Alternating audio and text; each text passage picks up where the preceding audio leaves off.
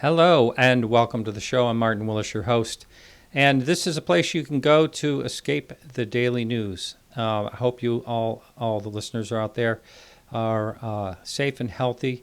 And if you're not, we're thinking of you. And again, we got a couple hours ahead of you here, near 2 hours that is. And the guest tonight is Raymond Szymanski. I'm probably pronouncing that right. I'm trying. I'm really trying. Anyway, he is an interesting person. We were actually going to meet out at Contact in the desert, which, of course, is rescheduled for, I believe they're going right into 2021. They're rescheduling it for that time. Same for a lot of the UFO conferences. I know that I spoke with Alejandro Rojas the other day, and the International UFO Congress is the first week, I believe, of September. And they, at this point, they haven't canceled that yet. It's still on. They will cancel it if they have to, but as of right now, that is still scheduled. We'll see what the next several months bring. So tonight, our guest, as I said, is Ray. I'm going to try one more time. Szymanski. There you are, Ray. Welcome to the show, Ray. Hey, thanks for having me, Mike. Don't worry, people have struggled over that name for centuries. Centuries, even in Poland, right? Absolutely. Yeah. Ray, before we get, let's talk a little bit about your background. Could you please first fill us in with your background, and then we'll go from there. Born and raised in Detroit, and went to University of Detroit, got a bachelor's of science in electrical and electronics engineering. Went to work for the Air Force in January of 1973 as a cooperative education student.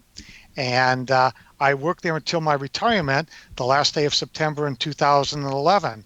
So actually my career spanned 38 years and 9 months and 5 separate decades.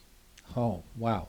And were you there at Wright-Patterson the entire time? Absolutely. I was actually assigned to the laboratory, Air Force Research Labs. Now, it was their predecessors before they became AFRL, and Congress wanted to roll all the labs into one. But I worked for the predecessor called Avionics Lab, which eventually became the Sensors Directorate. And I had spent time on loan to different organizations. So even though I was there at AFRL and my billet, as it were, was at Wright-Patterson, at one time I spent 10 years working for a program for the Undersecretary of Defense for Research and Engineering out of the Pentagon. And I'd fly there monthly to do reviews. Again, all my programs and all my money were being massaged and managed at Wright-Patterson.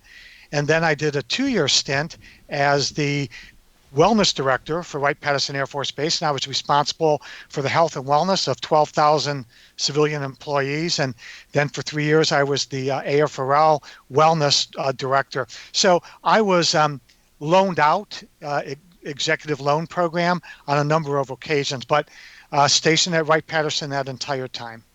Wow. And your interests are, I listened to, I just tried, I do not have your book. First of all, you have 2 books, and they each start out with a similar title, right? Is that right? Yes. Originally, a series was called 50 Shades of Grays, which was a play on words. Yeah.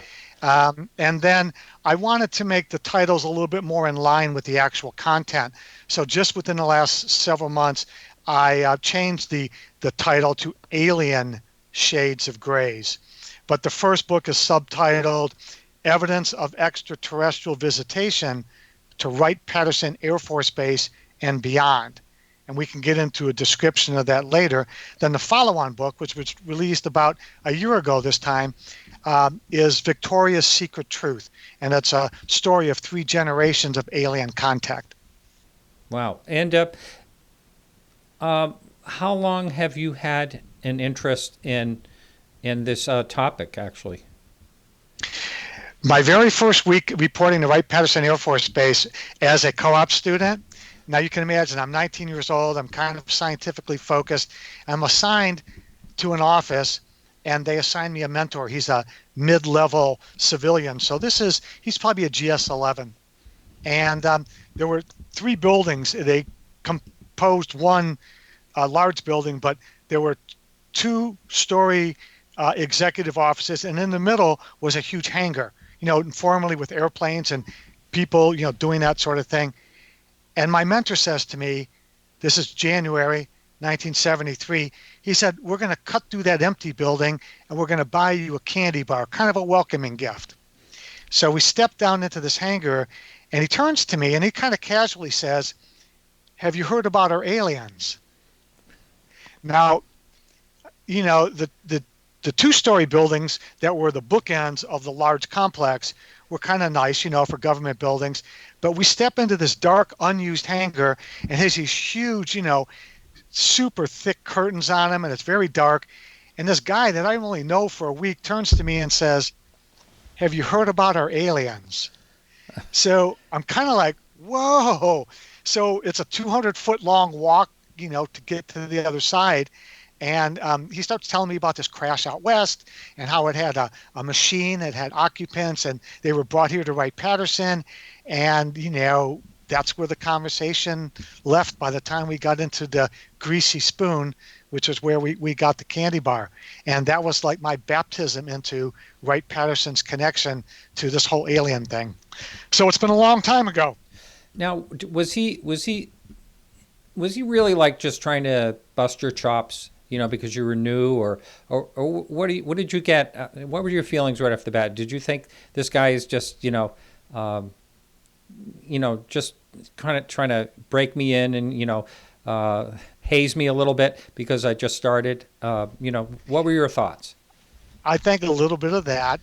But at the time, this was 1973, Project Blue Book had been there for 22 years, along with its predecessor, Sign and Grudge. So the history of Wright-Patterson hosting Project Blue Book was well known. There was the TV show.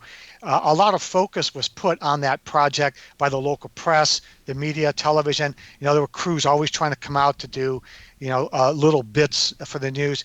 So it was very well known. That connection was very, very well known. So I think it was kind of something that they were proud of, that, it had international fame. So that story, that connection helps elevate everybody. And then again, I think it was a topic that many of them were interested in. Al was an intellectual. And in fact, there's GS like grade 1 to grade 15. If you get congressional approval, you get to become a civilian at the flag rank. So you're the equivalent of a general or an admiral. Believe it or not, Al went on to become a member of the SES. So when he retired, and he had worked for many years at that level, he was actually the level of a flag officer. So this was not a dummy guy that was telling me about this. So I didn't know he was going to eventually attain the highest rank that you could ever attain as a civilian.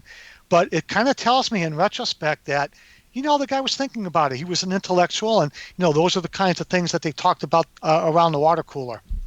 Yeah. Now, if there were, in fact, aliens there, first of all, that would be something that would be surely classified. And this is what I'm just getting at, when you talk about a conversation like this. That's why I asked you, was he busting your chops, right off the bat? But this type of information would definitely be classified, and, would not be able to be, he would not be able to talk to you about it if he was told this is classified, top secret, you can't, discuss this. So what did you think? Well, I think now that he was a mid-level engineer, he and a lot of the guys that I eventually wound up talking to, like Doug in accounting and all those guys that, he regularly lunched with, and they kind of drew me in under their wing. I think it was a topic that they were interested in. The connection was very, very well known.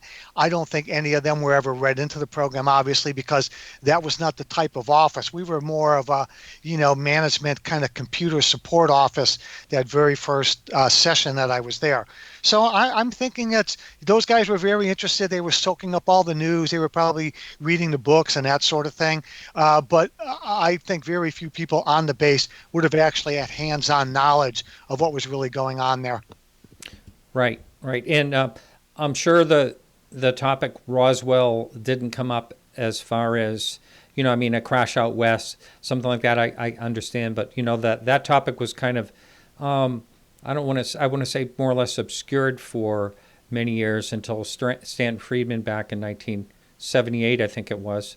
Was it 78? I can't really remember when it was. Yeah, I think he got Marcel to talk in 78. Yeah, yeah.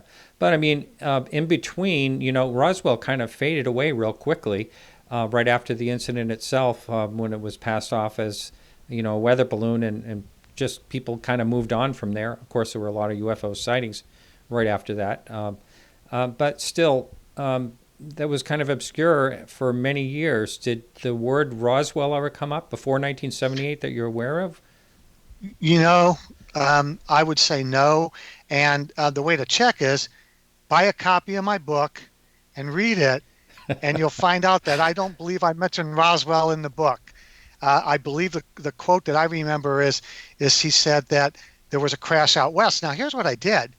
There are moments in your life where, like, you almost get into an auto wreck, or the birth of your first child, or whatever it is. There's moments that you don't really forget, and you may be a little hazy on some of the details, but the core story is going to stay with you. So I found Al, and I communicated with him. He suggested I write him a letter, and I did. And what I wrote him in the letter was my recollection of our conversation that day. And Al got the letter, and I said, Al, I'm thinking I'm going to write a book, and I want to put this in there. So you are free to adjust anything you want, anything. And if it's reasonable, if your recollection is strong, I'm going to make the changes. Well, he sent what I sent him. He sent my letter back to him, and he wrote a thing, and he says, Ray, as you know, I retired as a flag level civilian, and I can't allow you to use my last name, and any changes are in the text. Thank you for remembering. And I went to the sheets of paper. I think it was maybe three and a half. And the only place he made a change is he wrote in there, and I said something about the aliens and their wreckage, and he said, I can neither confirm nor deny that there were aliens. Mm-hmm. That's the only substantial change he made to the entire dialogue. So, and he's a pretty thorough guy. He had to be. He was a member of the senior executive service. He was, those guys make big decisions all the time. So I think he gave it careful consideration, and his recollection was as good as mine, and he only made that change. And so, I have that as my physical evidence of my communication with him on that topic. But again, there was never a mention of Roswell. It was like there was a crash out west, and that's the way I wrote it up. Yeah, and that's good to hear. So when you worked there, and you did you just go? Do you remember like what type of impact that had on you? Was this something you just kind of tabled and then maybe discussed it with people later on? How did that go? Well, I initially wanted to check out Al, because Al was, I want to say, a loose cannon. He was his own guy, and he didn't dress the part like a lot of people did. He did crazy things, like he showed up every day with a briefcase, and the only thing he had in his briefcase was a sandwich for lunch. But he wanted to look the part, and everyone would laugh. There goes Al with his briefcase. And so I found out, who he was lunching with, and once in a while he'd invite me in, and we go to a place called the Airway Inn across from the base. And there was Doug, and I see another guy with dark hair, whose name I can't remember. I know what city he lives in, but there'd be a handful of folks. And when Al wasn't there, I would drop by and go, hey, Doug, Al told me this thing about this crash and UFOs. And Doug would go, yeah, of course. And I never got any pushback on it. I got everybody had this nice, easy knowledge that this was part of base history. and they just accepted it. Or they might go, hey, there's going to be a new documentary on or a TV show, or go, I've read this book, or, they might share books amongst them. So the handful of people I asked, at least then, satisfied me that there was something to it. But you got to imagine, I'm in college. I'm an electrical engineering. This is not a pushover, English major courses. So it really never became a focus. And I might ask, I got involved in sports on the base, softball and basketball and volleyball and that sort of thing. And I might ask my teammates occasionally, hey, what's this, UFO thing? And then, of course, in the late 70s, Stanton's book hit the fan. And, by the early 80s, it was like, see, we told you. But again, it really didn't become all consuming for me until the Phoenix Lights. Oh, okay. Before we get into that, I Sure. always forget that we do have a lot of new listeners to the show. I get enough email to know that for sure. So people are may wonder, what is the connection between Roswell and Wright-Patt? Okay, the connection, definitely. Well, the connection is that Jesse Marcel was a major, and he was an intelligence officer at Roswell. And they sent him and another intelligence officer with the rancher, Mac Brazel, and they sent those two up with Brazel to retrieve the crashed material, whatever it was. They brought it back. They looked at it. Colonel Blanchard was the commander of Roswell, and then he told Walter Haut, who was his public information officer, we've got a crashed flying disc. And Walter Haut then gave it to the Roswell newspaper that the Air Force had this UFO. Well, the next day they changed their story, and they said it was just a crashed weather balloon. Now, fast forward 29 years later, and Stanton Friedman gets connected through friends of Jesse Marcel's with Jesse, interviews him, and Jesse says things like, it wasn't this planet, we tested it, it was no material that I know, and it was flown to Wright-Patterson Air Force Base for inspection. Then you had the chief of staff, who was a general up at the 8th Army Air Corps. Now, that was in Fort Worth. And he was in the office into which Jesse flew those materials right after the discovery. And this general said that material was flown on a plane that General McMullen owned. McMullen was chief of staff. Some went to Wright-Patt, some went to McMullen. When McMullen was done with it, his private plane took the rest of it to Wright-Patt. So what do we know that's immutable? Whatever the material was, it went to Wright-Patterson. And the reason it did is the materials directorate was at Wright-Patterson Air Force Base. That was the world-class group of scientists who knew anything and everything about aerospace materials. That laboratory had been set up in 1917 at Wright-Patterson. So by 1947, they had 30 years of experience.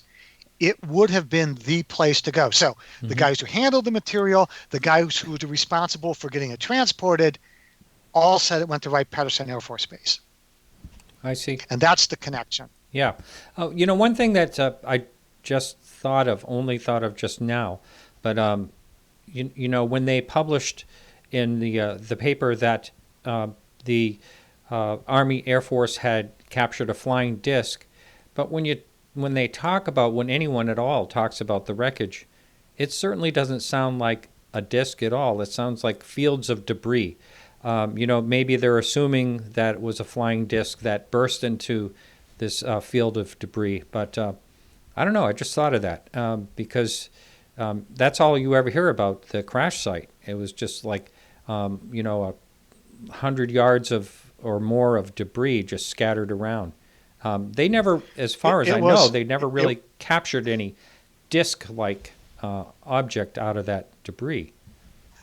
I hear you, and the debris was scattered about a half mile long. Oh, half mile. And yeah. Okay. a half mile, and 1,000 feet wide. And Wow. the witnesses, Marcel, said it didn't look like an object had hit the ground, been dragged, and went into pieces. It looked like something exploded in the air and then fluttered down, because that's just the way the debris was scattered. Yeah. On the other side, there are witnesses who say, well, there were sticks and whatever. Then you flip flop again. The guys who are supposedly hand-on witnesses like Marcel said, we couldn't tear it, we couldn't bend it, we couldn't burn it, we hit it with a sledgehammer, we crushed it, it came back like today's nitinol material would do. So it exhibited properties that were not consistent with the weather balloon explanation. So you've got data on both sides that doesn't jibe, but you also have enough data on the side of a crashed object that makes it possible. Also, there was a story floating around, and you don't hear this all the time as part of the story, but something like 60 miles away or something like that was another object that they thought possibly was related to this, that was found like the size of a Volkswagen Bug. These are just things that I remember. And the bodies supposedly were there. And I believe Stanton Friedman thought that could have meant that it was a mid-air crash between two vehicles. I believe those were, I'm paraphrasing, but something that he believed that was about.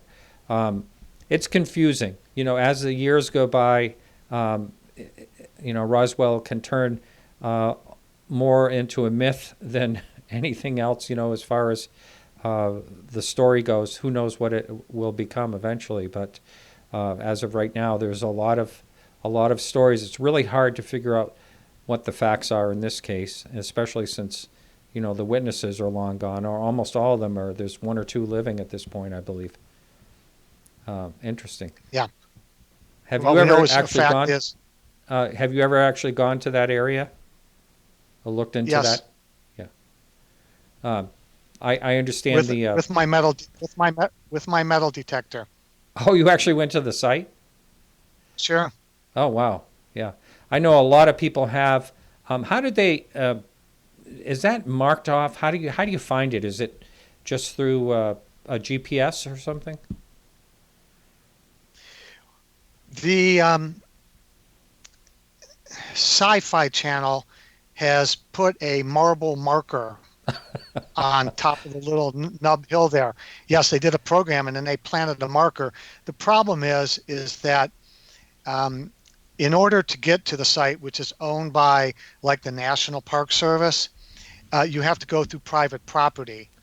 And unless you get permission, the ranchers tend to shoot you, because if they have their cattle in that field, you have to go through the field, and people have left the gates open and the cattle have gone down the road. So Wow. it's really hairy. It's a hairy place to get to. And if you go through the national park, or whoever owns it for the government, it's like a 40-mile drive over the roughest roads ever. So Wow. it's not easy to find. Yeah. And so this is. I would assume that people are going to try to get there a lot over the years. But so you have to, like, if someone plans to actually go to that site, for instance, for yourself, what did you have to do? We've only got about a minute before we go into break. No comment. Well, I had to stretch it out for that minute. Okay, well, I can tell you this. I detected metal on the site. Yeah. But I did not dig it. I did not excavate it. And is that So a taboo thing to do? I mean, do they say no digging?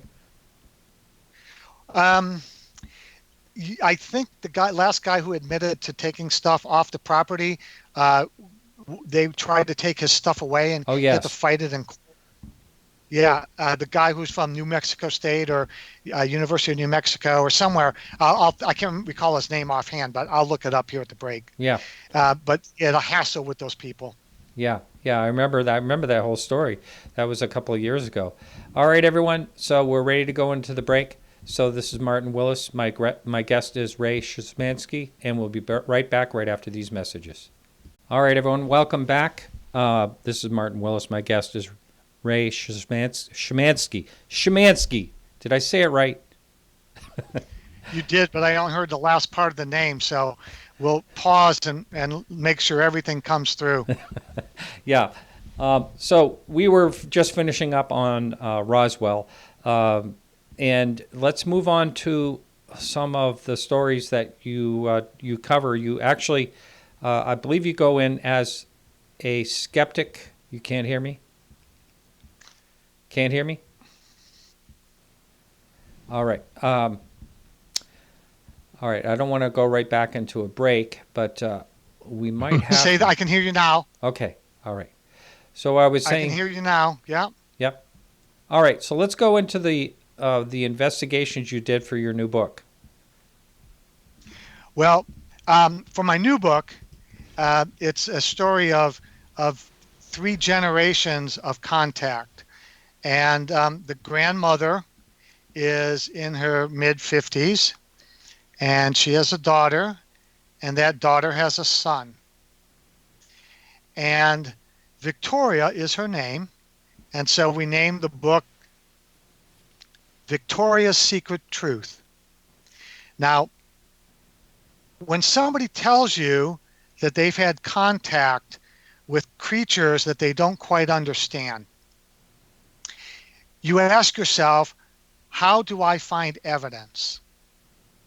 So I'm a former research scientist. That's how I spent my career. And so I'm trying to find facts so I can move forward.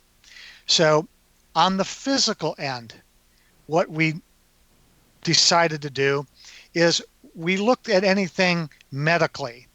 And so Victoria gave me information that could be backed up by medical records that would indicate that perhaps there were some pregnancies there that never came to term. That in fact, her eggs were being taken from her ever since she was a small child. She has a scoop mark, much like many abductees have, that looks like about the size of your pinky, the little top portion, and you could stick the bulbous part of the pinky in there. Many abductees have those scoop marks. So we looked at the physical evidence. Then Victoria has had 4 hypnotic regressions with 3 of the world's best hypnotic therapists. Dr. Leo Sprinkle, who wind up eventually reading my manuscript and wrote the foreword for the book. Dr. Sprinkle has regressed thousands of admitted abductees. The second person who did a regression of Victoria was Barbara Lamb. Barbara's famous for her regressions. She's also done thousands of people. The third person who regressed Victoria, I'm drawing a blank. This is really crazy. Yvonne Smith. She's going to kill me. So Dr. Sprinkle did 2 of the regressions. Yvonne did 1, and Barbara Lamb did 1. Now, what I did as I was reviewing the information is I had discussions with Yvonne Smith, with Barbara Lamb, and with Dr. Sprinkle, and brought them kind of into this, discussion, circular discussion about Victoria.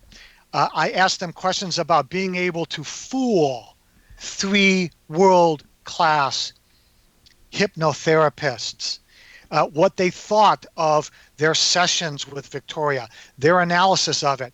Victoria let me share sessions that, therapist A got to see therapist B and C and round robin so that they could all see what was happening. And, I got the thumbs up that this therapy, this regression, all of these are consistent the story is consistent. And in some cases, the therapist asks these tricky questions, like Victoria would say, the aliens were green, and intentionally, Dr. Sprinkle would say, "Tell me about these blue aliens," and immediately Victoria would say, "No, they were green aliens." And there are circumstances of each time these therapists did that as kind of a check to see if the story could be influenced. And in those sessions, she was airtight. And I tried doing the same thing. I had over 40 hours of interviews with Victoria. And trust me, I asked her a loaded question. I'd slip things in. She never made a mistake. She never contradicted herself. It was clear as a bell. So as far as a witness is concerned, my confidence is soaring in Victoria's story. So the book focuses a lot on her, and then she has a grandson, and her grandson's now about 8 or 9, and her grandson has had visitors that he drew pictures of for her, and that he described conscious memories of what they did to him when they visited him. And those visitations with him continue today. Wow. And so you said 3 generations, and you were you able to speak to all 3 of them? Are you saying? The daughter is currently not cooperating. Yeah. She doesn't want to hear it. She doesn't want any part in it. And I just got to respect that. Yeah. Okay. But so through her mother says, yes, she has talked about it, or she doesn't want to be interviewed. How did that go? From whose perspective? I'm just saying, how did you know that she was part of this, as far as the abductions or whatever, if she didn't want to talk about it? Yeah, well, you talk to the mother and you get some answers. So I see. And they were very, very, very limited. Mm-hmm. So Mm-hmm. at this point, I know it's a certainty, but I'm respecting her privacy. Sure. And when the grandmother, or the first generation, when did these things start happening to her? What year? This would have started in the late 60s, when she was actually living outside Cincinnati. And the fact of where she lives is a kind of a cornerstone of the story, because she was a young girl of about 4 or 5 when she got what she referred to as her alien scoop, even when she was a youngster. And she remembers visitations of entities in her room. Hmm. And she actually has conscious memories of seeing a spaceship when Really? she was Wow. very young. Yeah. There's not a lot of people that will talk about things happening back at that time, but there are a few. That's back when the Betty and Barney Hill incident happened. There's also been other situations. For instance, Kathy Martin has told me, she is the niece of Betty Hill, and she was saying that it was generational. There were some things that were happening generational in her family. I believe she said it was either her mother and maybe her possibly her grandmother that had some of these experiences. I hope I don't get that wrong, but I do believe that's what she told me. So it is that always has been an interesting aspect. I've been on the fence a lot of times on some of these, so-called abductions or encounters, experiencers, but it is interesting how it seems to be a generational thing. And if you had to speculate, I know you have a science background. Speculation is not what a lot of scientists want to do, but what would you speculate would be the reason why it would be generational? Well, I think they chose the first person maybe because of their environment or genetics. Let's take Victoria, for example. There was a place in southern Ohio, just north of Cincinnati, called National Lead of Ohio. It was also called Fernald, and they made enriched uranium products for the nuclear weapons program. Unfortunately, the contractors were not paying attention to what they're doing, and they eventually discovered that the people who ran that plant spewed over 1 million pounds of radioactive waste into the air, the ground, and the water. Victoria, and you can look up at national, if you look up, just type in NLO and nuclear, it was the worst nuclear environmental, I don't want to use the word accident, event in this country's history. The cancers that have been caused, studies have been done, are astronomically higher, the cases per capita than they should be. It's incredible. But Victoria only lived 5 miles due west of the Fernald plant. Now, her mother worked at the Fernald plant, and all the workers were exposed. Wow. Her mother died of a radiologically induced disease, and her brother also died at an early age. I won't speculate on his death, but I think if I had enough time, I could probably tie it back into the fact that he was in his mother's womb while she was in the factory, and so was Victoria. Now imagine you're somebody who's trying to find a human being who appears to be not immune, but not as affected by nuclear radiation as the average human, as appears to be the case with Victoria.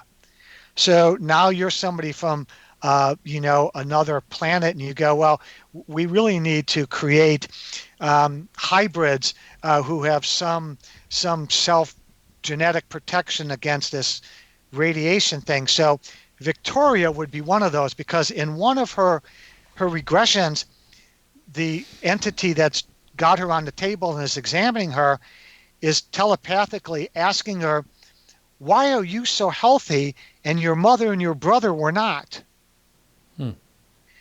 It's a huge clue as to why Victoria may have been chosen. Wow. So now genetically, you've got a good baseline subject to start with. Somebody who may be not as affected by all that stuff that blew out of the NLO plant. So I'm just guessing, it's an educated guess based upon all the research I did on Victoria, her family, their history, their medical history, that may be the reason that she was selected, that she turned out to be healthy despite the fact that she was downwind of this stuff for her entire childhood while that plant was active. Now, you say downwind. Doesn't the wind typically go from west to east in that area? And she's 5 miles east of the plant. Oh, east. I thought you said west. I'm sorry. I mixed that now, up. okay, yeah. If I did say west, I would have said the plant was 5 miles west. But, yeah, she was downwind. And I've checked all of the weather patterns and stuff. Mm-hmm. And, if you look at the weather patterns from where the wind actually blows, it's about 45% from the west, and then the rest get divvies up, southwest through northeast. Yeah. Wow. Now, this is totally off topic, but just quickly, did they ever really clean up that horrible disaster? Is that all cleaned up at this point? Yes, and then they developed a diddly squat amount of money they're paying these people, and if they're long dead, the relatives aren't getting anything. I know who the attorney is for the class action suit. I contacted him. I've chatted with him, but I hooked him up with Victoria to see if anything could be done. Nothing they could do. Yeah. Wow. So it's a travesty all the way around. Yeah, absolutely. What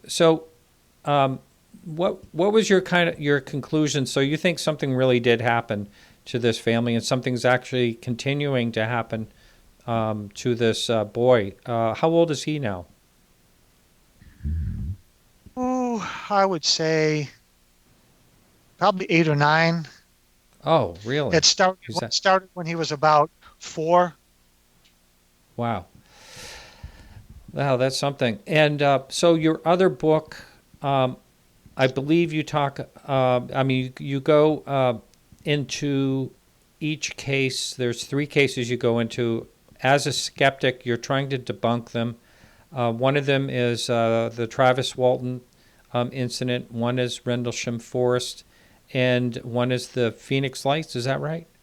Exeter. Oh, yeah, that's right, Exeter. But it's Phoenix Lights that really moved you to decide you were going to look into this. Am I wrong? Did I get that right? Yes. And here's why, Martin. When the Phoenix Lights came out, they contacted Luke Air Force Base and asked if there were any jets chasing a UFO, with which witnesses reported. And Luke Air Force Base said, no, there were no planes.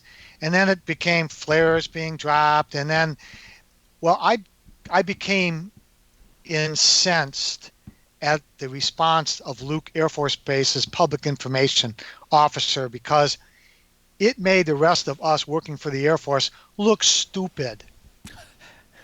Mm-hmm. It's like, look at Roswell, I can give you. That wasn't even my generation. I don't care. But now you got a sighting where 100,000 people have got it on film, and police officers, first responders, everyday Joes, but people who are really sane and don't want the publicity, and they're saying we saw it. And then the Air Force is going to come out and go, yeah, I know we can't use the weather balloon thing anymore. So how about some flares? Y'all going to buy the flares thing? And they made some thing up about 8 and that was BS. And at that point I said, you know what? I'm jumping in with both feet. I'm going to find out for myself. And that's when I really started to dig. And I, called in some favors. I talked to some intelligence people in the Air Force, showed them some things, and I got some very positive, encouraging responses from them. I thought they would stonewall me. That's not what happened. In fact, I think they wanted to know as much as I did about, and it was like, hey, keep me posted on this Phoenix Lights things. But I got some help from quarters that I really didn't think I would get any. And that's what really got me going. And I started to do some field research. And eventually I wound up going to Exeter and finding new witnesses and old witnesses, and visited the sites and had some unique, advancements there into a story I wanted to debunk, but I actually kept finding more evidence. Yeah. If we can just 1 second go back to the Phoenix Lights. That I think was March 13th or something like that, 1997, and so it is possible that there was some military flares, but that only accounts for a short period of time. People were seeing these, this big thing flying over them. Some people even guessing up to 8 miles wide. Or at least miles wide, which is pretty amazing. And so the military is, or the Air Force is saying that it was just military flares. And you were on the inside, basically, contacting them because you were able to reach people. And how was your interaction? And then we'll go on to the Exeter story. But how was your interaction with that? Well, the guy went public because the public information officer, when he issues something, now he doesn't really issue anything. What happens is the base commander says we've been contacted, tells the public information officer what's the response. They'll contact the public information people up at the Secretary of Defense's office and say, what do you want us to say? Here's what we're proposing. Yeah, they get it approved. It goes back down to Luke Air Force Base, and then they do the release. Well, the Department of Defense has a thing called a global address book. So when you're on the inside and you're there and you've got your cat card in your machine, you can access everybody's email address. So I knew who the PIO was. I looked him up on a global and sent him an inquiry and kind of got stonewalled. Hmm. And then I got mad and I go, I sent him an email, stop making us look stupid. Please, you got to come up with something better than that. Or how about the truth? And totally stonewalled. And I know other guys in the building did the same thing because it's like, we know you've got to make something up, but you're making us look really dumb. Yeah. So stop it. And of course now they're going to stonewall us. They won't talk to us, but at least I got the satisfaction. I got to bark at him at least once. Yeah, that's right. There was this story of a fighter pilot that went up and looked at it, and he was absolutely shaken from what he saw. And it would be so interesting to be able to figure out who that was and be able to talk to him. That would be amazing. Bet. I'm sure that's a situation where he can't talk about it, because I'm sure everything was top secret and classified with what he saw. But anyway, I can imagine. Anyway, for the listener that's just first starting to listen and find out about this topic in general, check out the Phoenix Light. There's a lot of really good information online about that. There are a couple of movies that are not exactly, they're kind of theatrical movies that is not really the real story, but if you look into it, you will see a lot of really good information on that. So we have just 3 minutes. We'll start getting into, before we go into break, that is, before we do, though, go into break, you want to start talking about Exeter. You actually traveled to Exeter, New Hampshire. I did, yes. Yeah.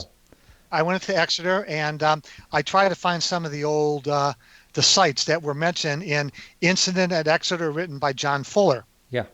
Yeah. And he wrote that whole story. Yeah. And as far as witnesses, I know the main witness died in, I think in 2001 or something like that. I can't remember exactly when. Are there witnesses left to actually talk to there? Yeah, actually. It turns out that Clyde Russell owned the Russell Farm, and next door was a man by the name, his last name was Dining, D-I-N-I-N-G. And in between the Russell Farm and the Dining Farm is a large horse pasture, a couple of acres. And on the night of September 1965, Norman Muscarello was walking up Route 150 going into Exeter. He's hitchhiking, coming from a friend's house, and he got in front of the Russell farmhouse, and up, hovering over the garage and the house, was a 90-foot UFO. And I did my research and I found out where that house was, and I eventually visited that in around 2008. And who did I find living there but Clyde Russell's son, Arthur. And Arthur knew the whole story. Mm-hmm. And Clyde Russell and his family was made famous in the book Incident at Exeter. And when we come back from the break, I can tell you about how I spent the day with Clyde Russell and the witness that he introduced me to that gave me some additional information on that particular incident. It's really fascinating. Wow, that's great. Okay, everyone, we're going to go into the break now, and we'll be back in just a few minutes, so hang in there. All right, welcome back. I'm Martin Willis. My guest is Ray Szymanski. Szymanski. Sorry, Ray. I'm really having trouble. Here you go. This is how they can spell it. Okay. Yeah. So, Ray, when we went into break, you said that you were going to continue. You spent a day with a son from Incident Exeter, one of the farmhouse, right? Yeah, in 1965, Norman Muscarello was trying to thumb a ride as he walked up New Hampshire Route 150 on his way back home to Exeter. And it was very, very dark. And if I've actually been out on that road at the same time of year with no moon, and you cannot see your hand in front of your face. So he's trying to flag down a ride. He's now in front of the Russell farmhouse, and out behind a tree line pops this object that Norman always called that thing. He never called it a craft. He never called it a UFO. He always said that thing. And it had these lights on it. It was like a 654-321, 1, 2, 3, 4, 5, 6. And that's the way the pattern was, but it was hovering just a few feet over the farmhouse and the garage. So Norman, thinking this thing's going to fall and crush him, runs across the road, dives into the narrow channel there, and the UFO backs off.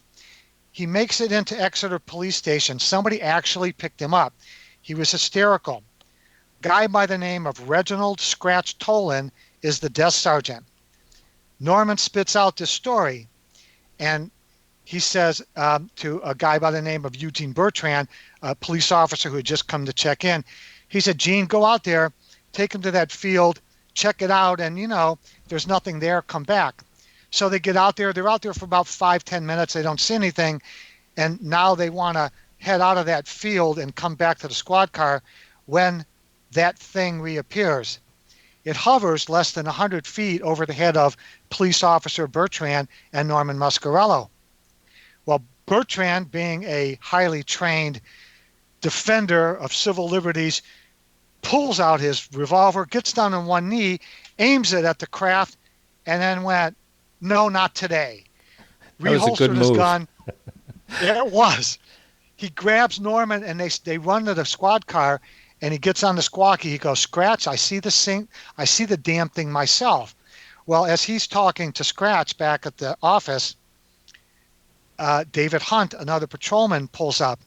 They go back into the field, and now all three of them watch as that thing heads out towards the Atlantic Ocean. Yeah. So that's 1965 September. Fast forward decades later, I'm in the Exeter area, and I done my research, and I figured out through internet searches where that farmhouse was. Now, that'd be 65, 75, 85, 95, 05. This is almost 50 years later. I don't expect to find anybody there who knows anything. I get there, and who do I find is the son of Clyde Russell, who was there all those years ago and who was made famous in the book. It's his son, Arthur. He's 80 years old. I tell Arthur who I am. I'm an Air Force guy. I'm interested in the story. What does he know? He walks me through the entire story. When you get my book, you'll see I've got a photo of Arthur in there, and he's actually pointing where Norman was standing. He's pointing to the place where that UFO was hovering over their farmhouse. He toured me through the property, showed me where the UFO was most likely hiding during the daytime, introduced me to neighbors who had stories but couldn't come forward for the author John Fuller because they were in positions of prominence. One that he introduced me to was the head teacher at the Exeter Academy. Prestigious academy. Yeah. It is. He knew what was going on but couldn't say anything. He eventually purchased the dining farm. Now, why is that important? Because in the John Fuller book, he describes the horses, as were described by the police officer in Muscarello, making a huge noise in their barns, like they were kicking it in. When I talked to this former teacher at Exeter, he told me that when he bought the dining farm, the horse stables where the horses were was still kicked in. Wow. It had never been repaired. Mm. And indeed, that night when that UFO was hovering over that farm field, over Norman and those two police officers, the horses were kicking in their barns, and he was the first guy to verify that in an interview that I did with him in 2008. Wow. Yeah. So that was one of my revelations. I was like, yeah, I'm not going to find anything. And yet I got people who've come out of the woodwork. Yeah. I grew up, I don't know, maybe 10 miles away from that area. Vaguely remember hearing about it. I was on the main side, but maybe 15 miles away, something like that. I vaguely remember hearing something about it, but never really, looked into it. Of course, when I was growing up, I thought this was an interesting topic, but never really looked into anything. But now there was there was something about a woman at a traffic circle also during that incident, right? Someone who her Yeah, car she was. stopped or something. Yeah, she was driving down the road, and in John Fuller's book, the name of the road is defined in there.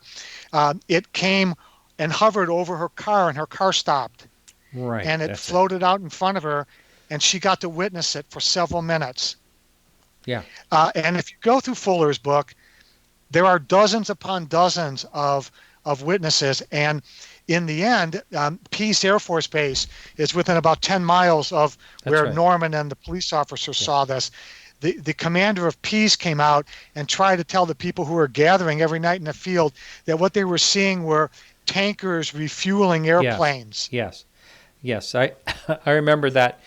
That was their whole reasoning behind their whole debunking of it, and that didn't fit with any part of this really. I mean, that's in a high altitude for one thing. When they refuel, they're not at low altitude as far as I know. You know, but Well, you still, tell the three people, including two police yeah, officers, who saw this thing hovering 100 feet. And when the Air Force tried to debunk those two police officers, one of whom was retired Air Force, hmm. when the Air Force tried to debunk those guys, they wrote the Air Force an angry letter back. Oh, I never heard that part. Yeah, Yes. yeah. So yeah, that's a great story, and they that's one of the real good ones. And I've gone to the celebration of that. They have is put on by something like the Lions Club or something like that every year. There, speakers come in from all over. It's always fun, and it's still not that far of a drive from where I live.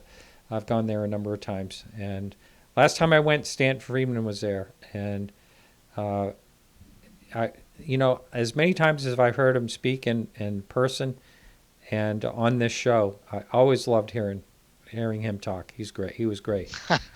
He was. Big loss. But is there anything else you can add about this particular sighting that you found out while you're researching it?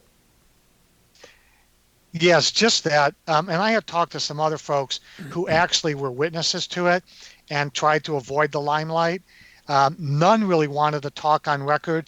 And I thought that, the fact that they hid and the community knew. But I'll tell you a little incident that happened. Incident I extra? had been there. Well, yes, yeah, that's right. Very good. Just to let you know that it was still in the consciousness of those people.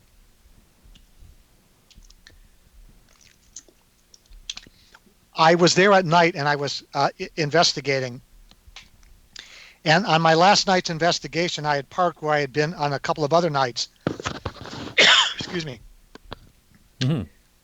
When I went to park in my parking place, which was this little cleared mode area, someone had parked a 25-foot long Komatsu front loader along with road scraping equipment, brushes, and everything else. And I thought, I'm being warned away. These people don't want me to park here. Hmm. So I squeezed my rental car, in between the front loader and all the stuff they had scattered on that grassy area and the tree line. And while I was sitting there, I took a photo of the stuff for posterity. I hear a female voice coming through the window of the driver's window. I'm now parked. The road is on my left. And a woman's voice says, "Hi." Now, it was so dark, Martin, I couldn't see in front of my face. And so it was just a disembodied voice. So I said, "Hi." And the lady says, "Well, what are you doing here?" Now, you imagine my shock. I did not see or hear a car pull up next to me. So maybe she just snuck up on foot. I don't know. But I couldn't tell because I couldn't see 3 feet. So I said, quickly, my name is Ray Szymanski. I'm from the Air Force. I'm here to reinvestigate this thing, and I want to see what it was like the night Norman was here. And she stops. She cuts me off. She said, "They're not coming back. There's nothing here for you to see. You need to leave." Hmm. Now, imagine what's going through my mind. It's late at night or early in the morning, take your choice, and I have a female voice on a lonely country single lane road telling me to leave the area. Hmm. Now, I'm like, all right, you got a female voice, but you could be some hulking person with a gun. I don't know because I can't see you. So I thought, well, maybe she didn't understand what I said the first time. So I went through my story again, and she cuts me off and said, they're not coming back. There's nothing here for you to see. You need to leave. Weird. Hmm. So, do you know how Generally, long I had waited? yeah, I'm sorry. It's generally a very friendly area, very friendly people in the whole area there. So yeah, that does sound kind of strange. I had waited years to go there and do the investigation. I'd spent a couple of years just researching it, knowing I had few days and exactly what I was going to do. Now, I grew up in Detroit. And I'm pretty tough. I spent a lot of time on the streets, 5 brothers, tons of buds in the neighborhood. And I thought to myself, you've waited all this time to do this. Are you going to let some disembodied female voice scare you away? So you know what I did? What? I got my skinny Detroit butt out of there as fast as I could. Did you actually now? If you go over to Pease now, Pease is all taken apart and it's a commercial building, but there's no way you could actually speak with anyone over there. But I wonder if there was ever a record. Now I know at Betty and Barney Hill there was actually a record at Pease Air Force Base. Were you able to research or try to research any documents on this as far as No, Pease? but again, when you read my book, my first book, what you're going to find out is that during the time of the incident at Exeter, Pease Air Force Base was home to the 509th Bomb Group. Does that sound familiar to you? Yeah. They're the same group from Roswell who dropped the atomic bombs. Well, they had been transferred to Pease, and so Pease was storing nuclear weapons. So if you want to know what the UFOs were doing around that area at the time, a really good guess would be they're checking up on the nukes that Pease was housing. Wow. Do you know where I grew up? I grew up on top of a hill called Winter Hill. It was a property that was a single farmhouse on top of a hill overlooking the river and directly looking at Pease Air Force Base. So I could sit on my porch or sit on the upper hill, and my sisters and I often did because we saw like weather balloons and stuff like that from there. And we would watch the planes land over at Pease. It was probably, as the crow flies, as they say, probably 5 miles away, but you still could see them coming out, landing and flying. And anytime there was the Blue Angels there or something like that, it was a lot of fun living where we did. And there was also a crash. I remember being sitting at the dinner table and all of a sudden the lamp on the ceiling moving back and forth. It was a crash, F-18 or something like that. But it's funny, when in the 60s back then, when I guess there was a UFO wave or flap in that whole area, I do remember sitting out with my sisters on the lawn. We were looking for UFOs. And then, over the years, I kind of forgot about all that until I actually had a sighting. But have you yourself ever had any type of sighting? A sighting? Yeah, UFO sighting. Yeah, you cut out momentarily there. I've actually had one that I can say 100% for sure was not ours, and then I had one at long distance. So the most important one was 2011, first week of December. I was coming back from a physical therapy appointment because I'd been in a car wreck a year earlier, and I was kind of, on the mend. So I was coming home, and we had a really low ceiling. Some days we get a ceiling here 100 feet, and I was coming home, and something, a light broke. It was very overcast, low ceiling, but a shadowy thing broke the light of my moonroof. And I only live a few miles from Wright-Patterson, so I'm used to that happening all the time, of planes coming in, especially now with with the war going on. And but the thing that struck me is despite the fact that the window was closed, my shade was pulled open, but I didn't hear a noise. And usually, I got a C5 going over, the car shaking. So I thought it was unusual, and I could just tell by the way the light happened that it was going to come down, and I could look through the front windshield. And when I looked down, I'm trying to stop for traffic at a traffic light, and what I eventually estimated to be a 90-foot wide craft. I got about a 7-second look on it. And in my first book, Alien Shades of Grays, there is a photograph of that intersection, and I took a graphics program and I drew in what I saw.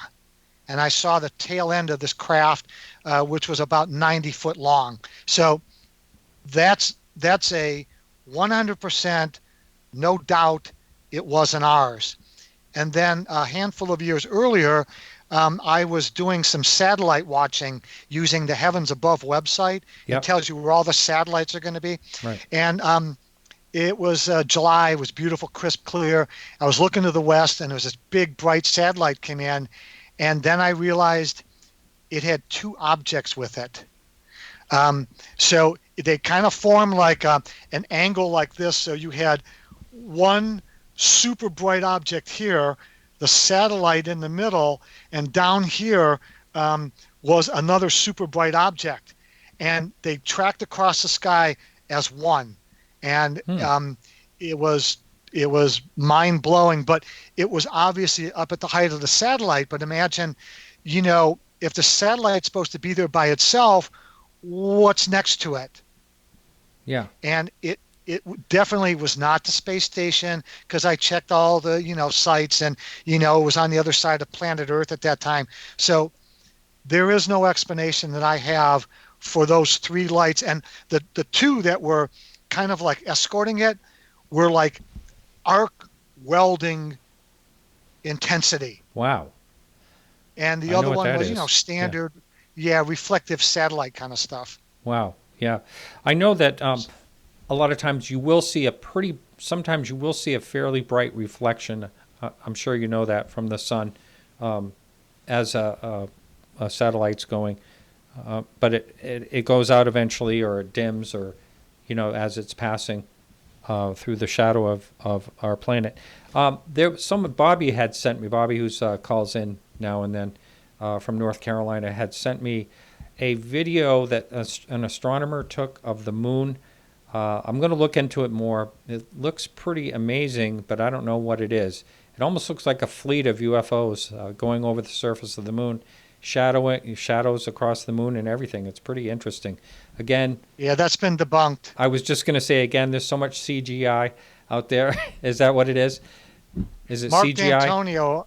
Mark D'Antonio, who's a CGR world-class expert, he debunked it in massive amounts of technical detail. Mark will make your head spin. Yeah, no, I've known Mark for years. Yeah, he went into every aspect of it, and he flat out debunked it. Oh, that's good to know. So another one Bobby sent me. This is like the second or third one he sent me has been debunked by Mark. But it's well done for the average person, that is skimming through YouTube. And I say, watch or beware if you're looking through YouTube.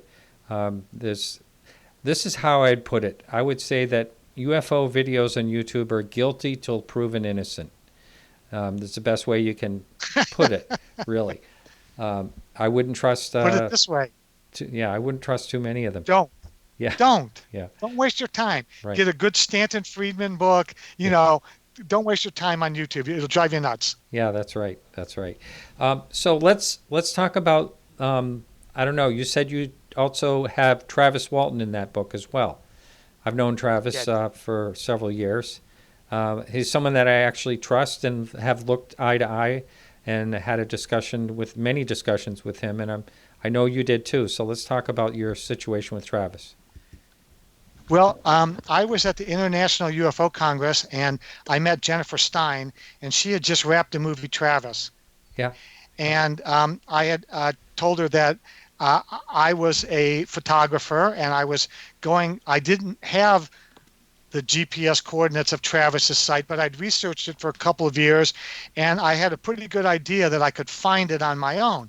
And she said, what I was going to ask me what I was going to do up there. And I said, well, I just want to do some research. I like to go and, kind of get the feel of the site. I want to look around.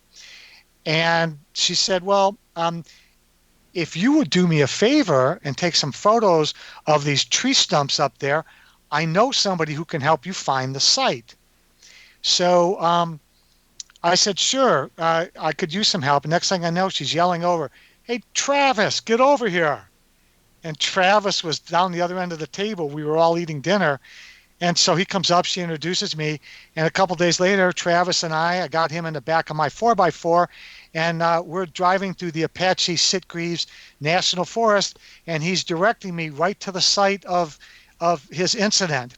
So we spent a very cold February afternoon.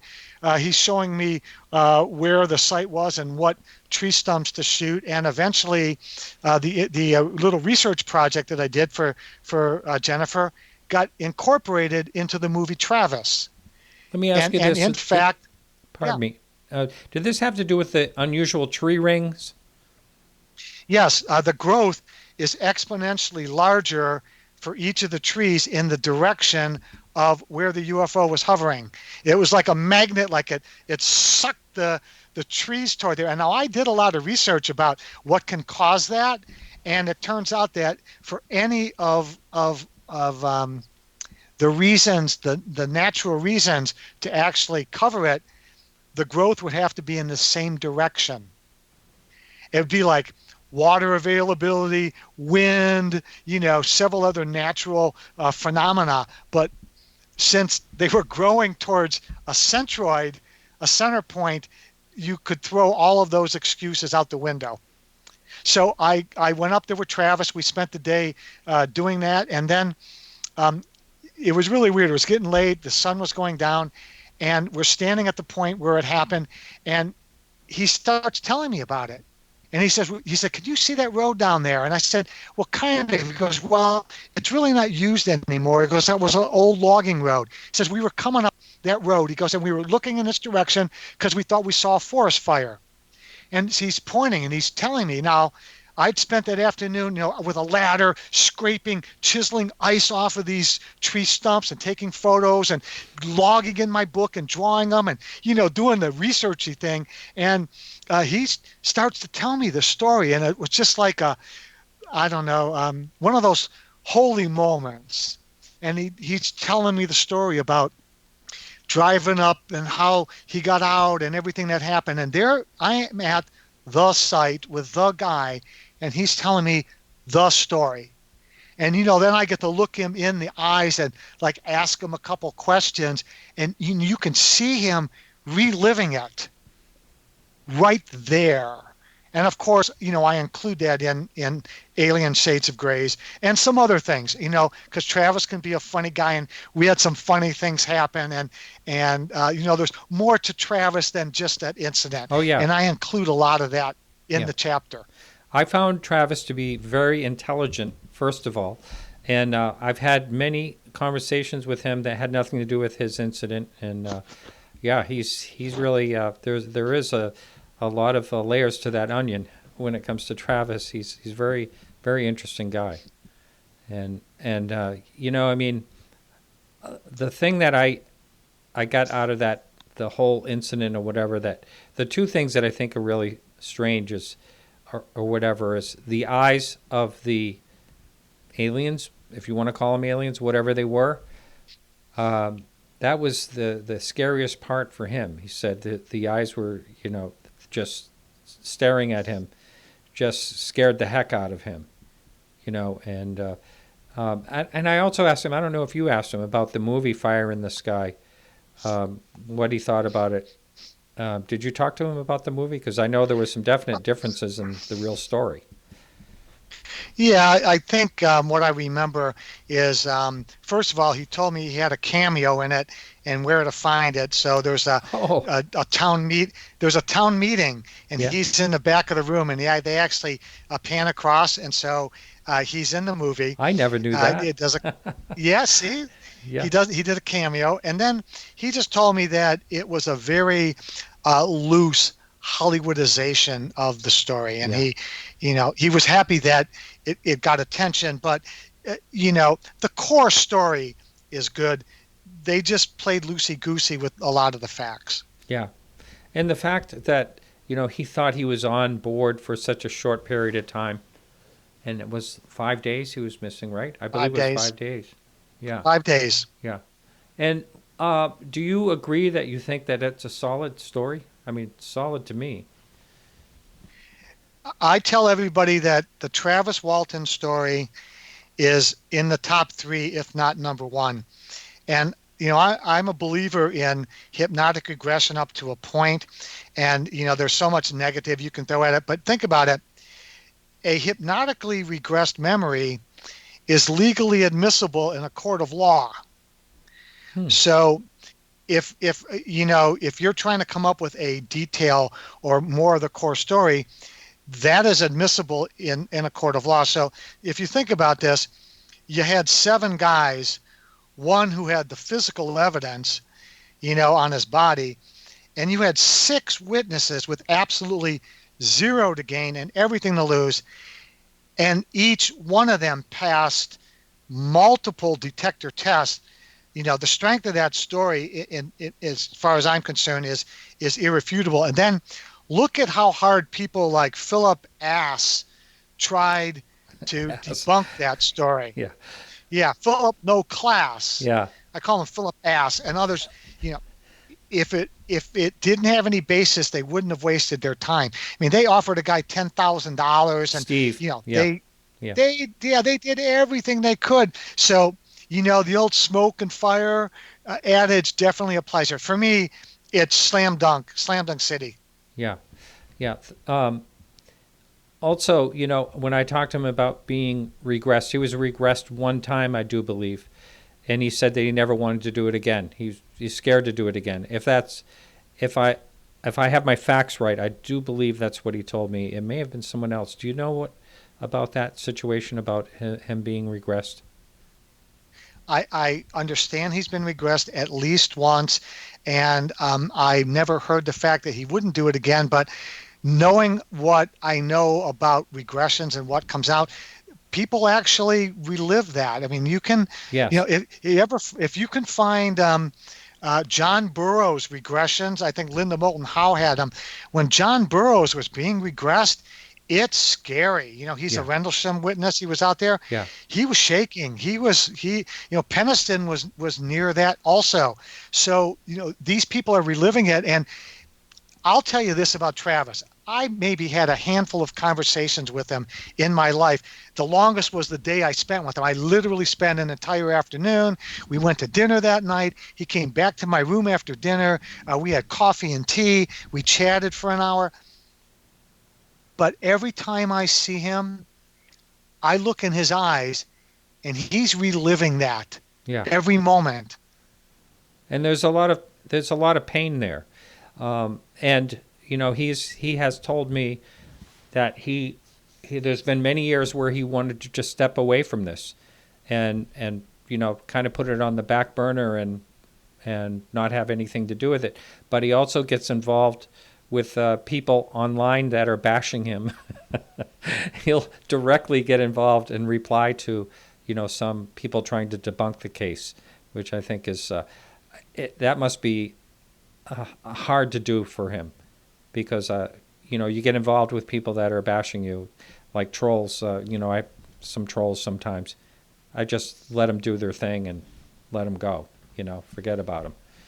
But anyway, the lines are open, and for those of you on YouTube, you can see it up on the screen. The phone number 855-472-5483.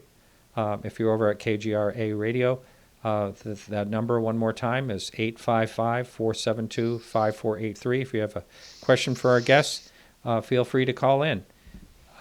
So you spent this time with Travis, and did you? You said that the tree stumps. That is something that you, because I had heard about that when it happened, when they discovered those tree stumps and the unnatural formation of the rings. Was that something that you actually discovered, or did they find it before and just want you to photograph it? I had discovered that through my research. Somebody else had discovered it because they cut down and they did, some investigation. But when they filmed the movie, they did not get any still shots of those trees, and they really didn't do any kind of evaluation of the site as a whole. They just looked at these things as onesies. And when I went in there, I recognized the pattern.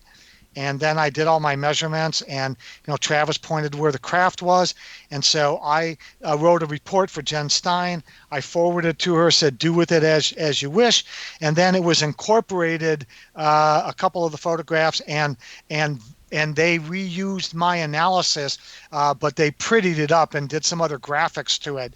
And so they took my data and made a story of it and incorporated it into the movie. So not my original discovery, but my kind of advancing that into a more solid factoid is where I made a contribution. I see.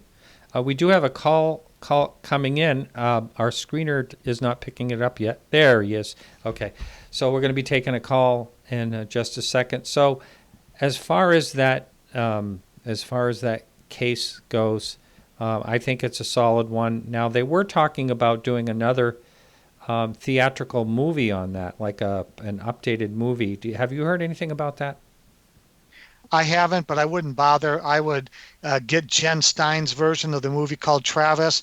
It has Travis in it. They're at the site. They've got the other guys that were involved in it. It's very factual. It's not quite documentary.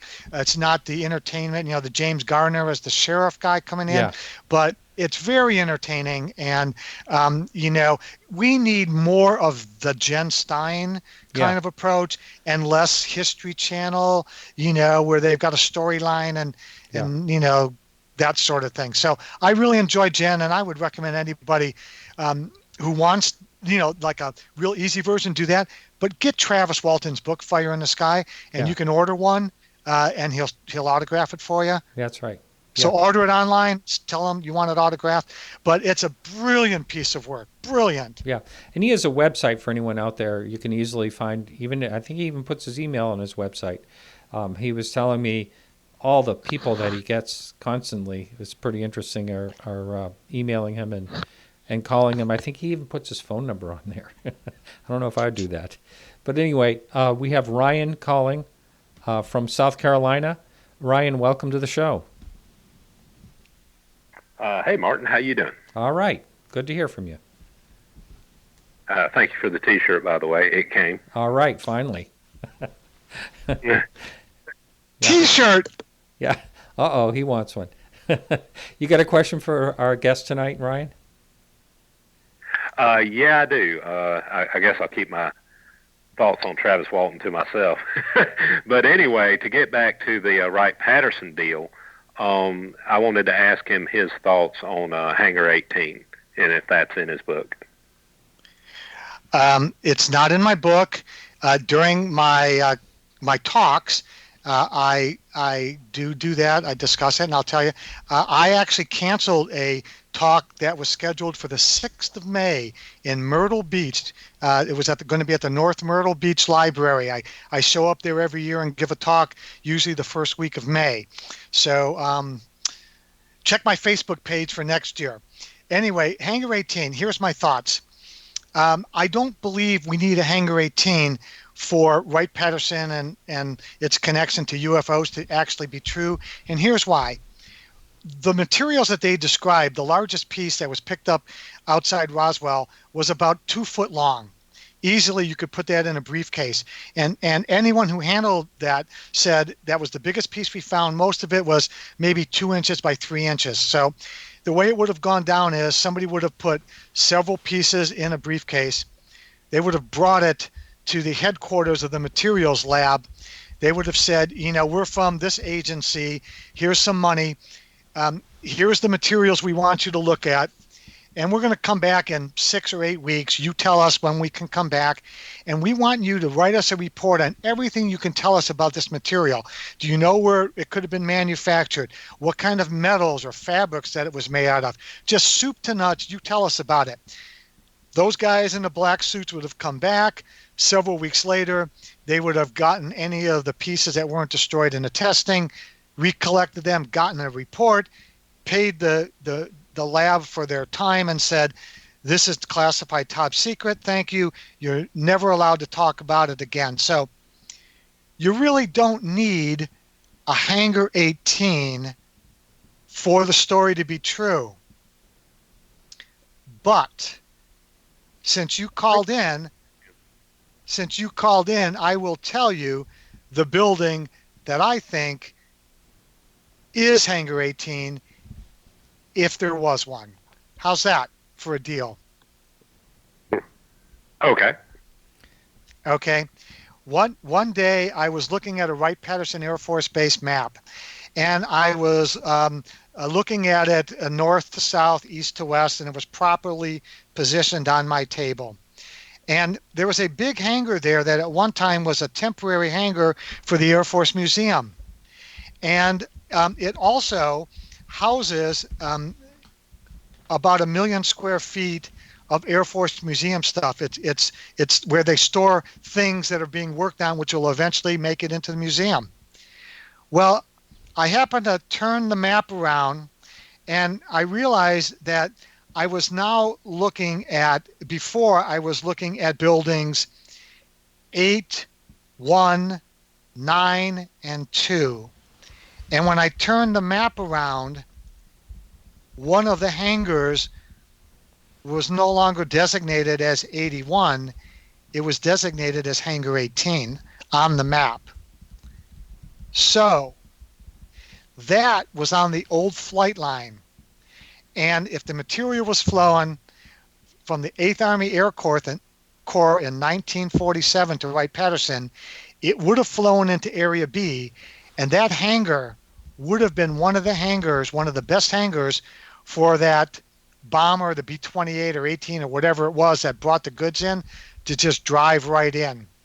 So if there had to be a Hangar 18, I know which building it would be, but I don't think it's necessary. How about that?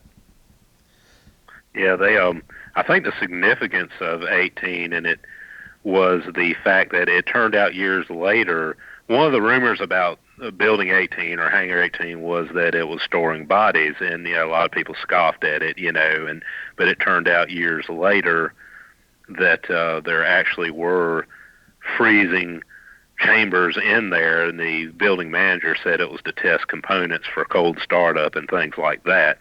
But I always thought that was kind of interesting. But yeah, I don't know that I buy any of that, but I always thought that was kind of interesting. It did turn out there were freezing chambers in Hangar 18. You do have the right history, but you have the building wrong. See, there's Building 18A, B, C, D, and E, and in the middle of those Building 18 complex, which is owned by the Propulsion Directorate, is a hangar, and that hangar is numbered 23. So despite the fact that the only hangar in that group is in the middle of it, it's always been Building 23 or Hangar 23, yet it's surrounded by 5 buildings that have a Building 18 designation, and that's where the confusion comes in. But you're right, that Building 23 did have those cryo tanks in order to freeze components. You're absolutely correct. Hey, Ryan. Actually, Ryan, don't go yet, Ryan, because everyone has, a right to their opinion. So I'd like to hear what your thoughts are on Travis Walton. You mentioned something about him. Don't be shy. Okay. All right. I don't want to be shy. By the way, before I get into Travis, let me see. It was 18F, at least, that I had heard it about. But anyway, actually, this building appeared in the classic episode of In Search Of called UFO Cover-Ups in 1980.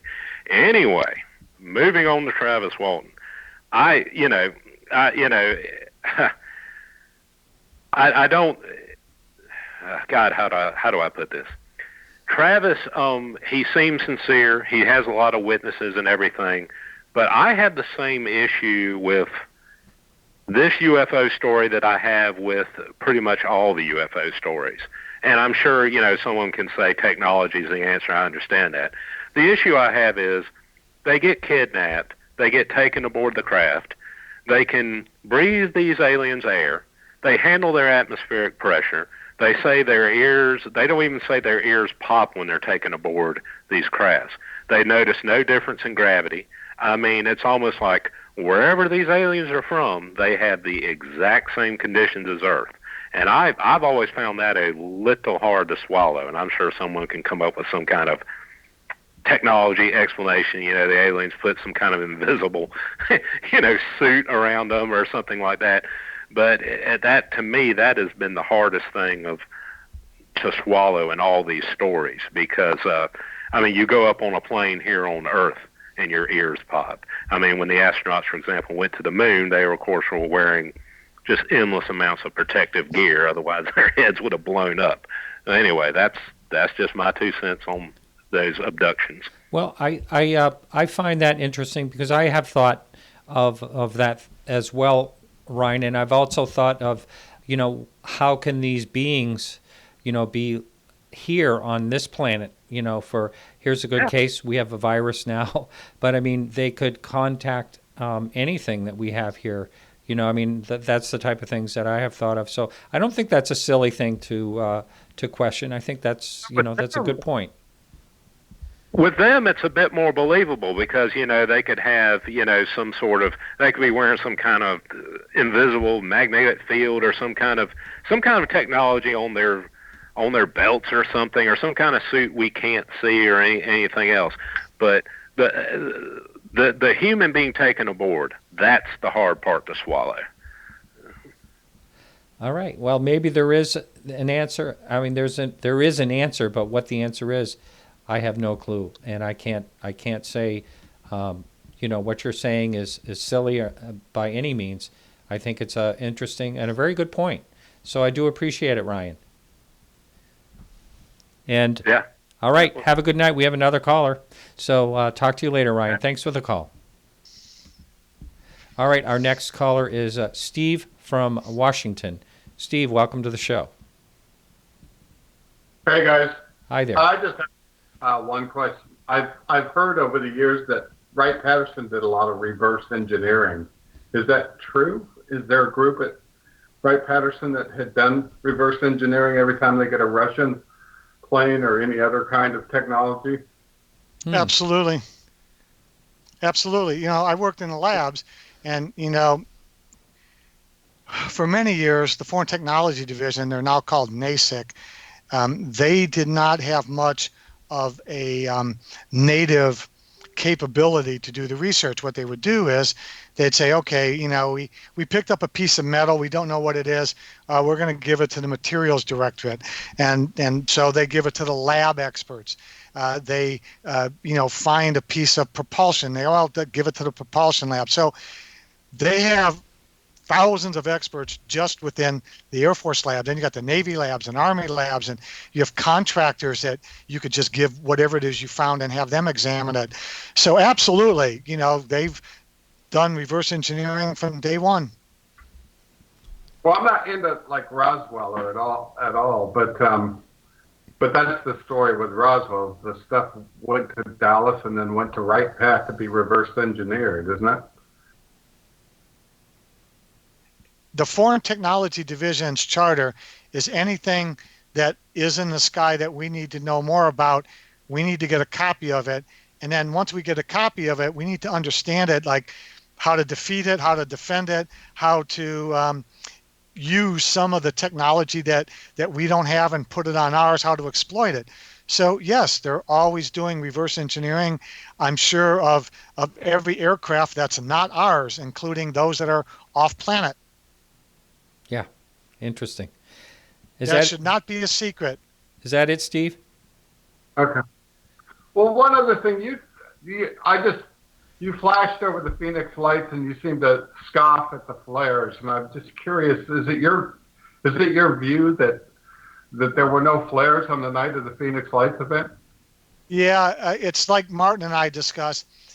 There are too many events to be explained, and maybe one video of somebody who was videoing the flares would explain it. But the fact that this 3-mile wide V-shaped craft was going over, 100-mile run north to south and then south to north, seen by tens of thousands of people, could not be explained by a simple dropping flares. And even that was weak, because when they did the analysis of flares versus what was captured on video, the light signatures were not the same.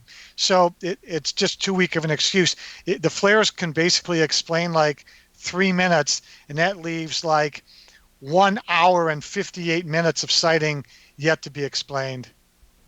Yeah, I agree with Well, that. yeah, the Phoenix Lights event into 2 parts. There's the 8:30 event, and then there's the after 10 o'clock event, where the military went up and dropped a big array of flares, an array the size that Phoenix had never seen before. That's why the local story was so big. And that 10 o'clock flare drop was captured by 5 different cameras around the valley. And that's what made the news all over the place, all over the world. Yeah, a lot of the No, films you see are the flares. No, the flares, yeah, they might have made the news, but there were dozens of other videos taken that also made the news. So again, flares stayed up for like 2 minutes. Okay, so they would have to have 60 flare drops. Okay, 60 separate passes. There was 1 flare drop. You've got 2 minutes of coverage. Explain the other hour and 58 minutes. I disagree with you vehemently. Right, but if you watch I Know What I Saw, there is actual video of the real craft that went over Yes. at 30 that night. Okay? That's the only real video. All the other videos are flare drops that took place after 10 o'clock. Not true. Well, Not true. I've actually heard the same thing from a number of people that have really looked into this. I don't know, but I have heard. Yeah. I have heard that, Steve. You're not the only one saying that. And I know they're saying, some people have said Dr. Lynn Katai's video is the flares. I don't really know. I don't want to say, because she's, but I don't know. But I think it's time to move on. We have another caller. Thank you very much for the call, Steve. And we have Shane. Shane is calling from Kentucky. Hi, Shane. Welcome to the show. Hello, Martin. Thank you for taking the call. I would like to ask your guest, I think he said that he lives in Ohio. Is that correct? Yes. I was just wondering if you had ever investigated or just what your thoughts are on the Lawrence Coin case in 1973. Oh, yeah. Which case is it? The Coin helicopter case? Oh, yes. The one up near Akron. Yeah. Yeah, I think so. Yes. My son lived up there for a couple of years. I tried to find some witnesses. I tried to get some people from the National Guard to come forward. I really, because I was only up there for like a couple days at a time and I had family things, I really didn't break any new ground. I really have nothing to report. But I think that's a pretty, compelling story with, a guy who knows his career is done as soon as he tells that story. Yeah. As soon as, you're a pilot and you're saying, I lost control of my copter, it flew up 2 miles, and, we were tractor beamed and this light was coming. Any pilot, commercial or military, will tell you, the minute you come forward with a story like that, you're flying a desk. So I think just from that standpoint and the fact that the whole crew, their stories were consistent, to me, it makes it a pretty strong case. But I don't have any unique insight or, I didn't really find out anything I could add to that. Okay. Anything else, Well, Shane? I agree. I think it's a very very reliable case. No, that'd be it, Martin. Thank you. All right. Thanks for the call. All right. So we've got about five or so minutes left to the show. 4 minutes, I guess. So let's jump quickly into the last story that you looked deeply into. And on the when you and I were off air, I told you my thoughts right off the bat is I think Rendlesham Forest is a very convoluted story. There's a lot of twists and turns and, different accounts. What did you find when you were looking? Again, you're looking into these particular stories as a debunker, trying to debunk them. And in a 4-minute session, what can you tell us about Rendlesham Forest? Well, I contacted some of the key witnesses, Colonel Hall, John Burroughs, and Jim Peniston. I also went to Rendlesham. I did my look around. I wanted to follow their footsteps, so I read everything I could, and then I went forward. And I tried to find the locations where they were. I took a lot of photographs. I talked to some local people who had a little bit of knowledge, but again, I didn't get a satisfactory response like I did when I did Exeter, when I found real witnesses. So I contacted Colonel Hall. I met with him in person. I met with John Burroughs, and I've had some really good exchanges with Jim Peniston. And so I can tell you that based upon all those interactions, I also think that's a top 3 case. I am delighted with Jim Peniston's new book. And I am because he's a guy who was in the middle of it. He touched the device. He felt it, he drew it, he photographed it. He was there with John Burroughs. Everybody knows that he was the guy that went forward, unlike Larry Warren, who's a bit controversial, whom nobody can remember being out in the field. Maybe Bustenza is the exception, but nobody can remember him. And, you saw that fallout, with him being disavowed by his author and everybody. So I've had good exchanges with Jim, and he's been very open with me. And in fact, he and I had planned to get together at Contact and sit down and have a chat. But I find his book insightful, compelling. It is the definitive book on Rendlesham Forest. And don't just read the paragraphs, the story. Read the footnotes. They are probably more informative to the reader than the general story. You'll get the general story and you'll get all the factoids. Go to the footnotes. And so Jim and I, we still, I asked him some questions just about a week ago. We message on Facebook and stuff. I just found that to be a rock solid case that's being told by some very rock solid people. And you don't need the regressions that they took, which of course are corroborative, but they've been very consistent, and they're not afraid to be combative with each other over the facts until they come to some agreement. So I think that's a strength too. Yeah. No, I find all their stories very interesting, and just that there are some, different stories, but I know they were also messed with, during their debriefings, drugged and such. So we are at the end of the show. Thank you so much. Really appreciate it. It was a pleasure talking to you tonight. Thank you. Thanks for having me on your show. All right. Okay, everyone. So that's it for the show tonight. And so thank you so much for checking us out. And remember to be back next week. Our guest is P.J. Hughes of the Nimitz case.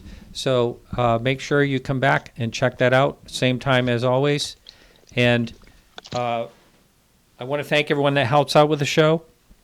Anyone can do that. And over at Patreon we are. And guess what? Next week is our 400th show. Yes, our 400th show. So I guess I'll have to give away a T-shirt or something. But everyone, I want to say thanks again. And remember to keep your eyes to the sky.